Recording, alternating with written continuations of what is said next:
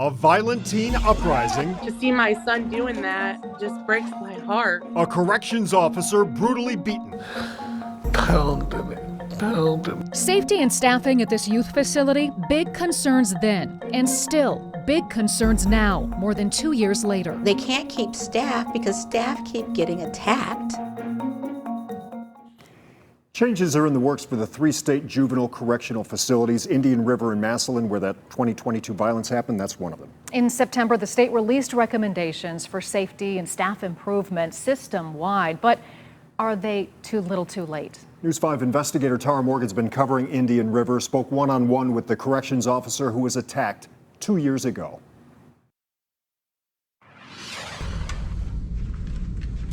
David Upshaw doesn't venture far without his cane or his wife, Patricia. It's not good. It's still, I have a lot of balance problems, memory from the head trauma. His left eye is also permanently damaged. I can't see out of bed. David says this has been his life since October 18th, 2022. I just fell, and I just could feel hitting and tugging and hitting. But I couldn't move. Indian River surveillance video shows a teen attack David from behind. David falls to the floor, punch after punch, pummeled with a tablet and his own radio.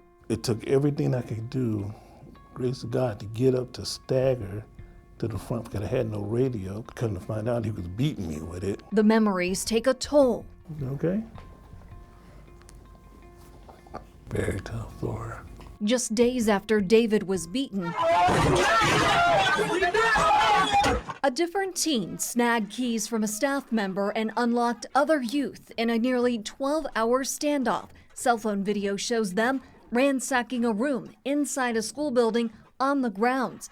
The teen's mother picked out her son in the blurred images. It's like, I took some keys and I unlocked and let some people out, and we ransacking stuff and we're destroying stuff. A juvenile corrections officer spoke with News 5 back then in disguise. These kids have just incrementally done more and more and more, and we just let them do it. David was a juvenile corrections officer at Indian River. Last month, he left his job on disability. They're going to fix it for a minute to get the heat off of themselves, and I can guarantee you it's still going to take place. So what's changed? Last November, Governor Mike DeWine announced a juvenile justice working group. In September, it came out with 26 recommendations. The first, Stop Youth Services plan to build more large facilities and pare down the 3 we have to numerous smaller buildings. Former DYS Director Tom Stickrath, who chaired the working group, says the thought is smaller is safer. You have better eyes on them, better ears on them. You get to know the youth better. The smaller facilities would have special housing to manage violent teens. The group also recommended creating a position to focus on gangs. It is too little too late. Civil Service Union President Chris Mabe says some changes will take a year or longer to implement. Regardless if you build the buildings, you have to have the people with some long-term tenure. Recommendations also call for bringing in an outside consultant to look at day-to-day operations and staffing. Filling staff positions, that's critical. They've been short-staffed with the correctional staff, with teachers, with behavioral health staff. What has been the biggest reason for people leaving? It's been the lack of security. Indian River was last inspected this summer. A 2024 report found safety and security needs improvement. Although assaults on staff went down from 2022 to 2023, overall violence continued to rise last year and this year to date.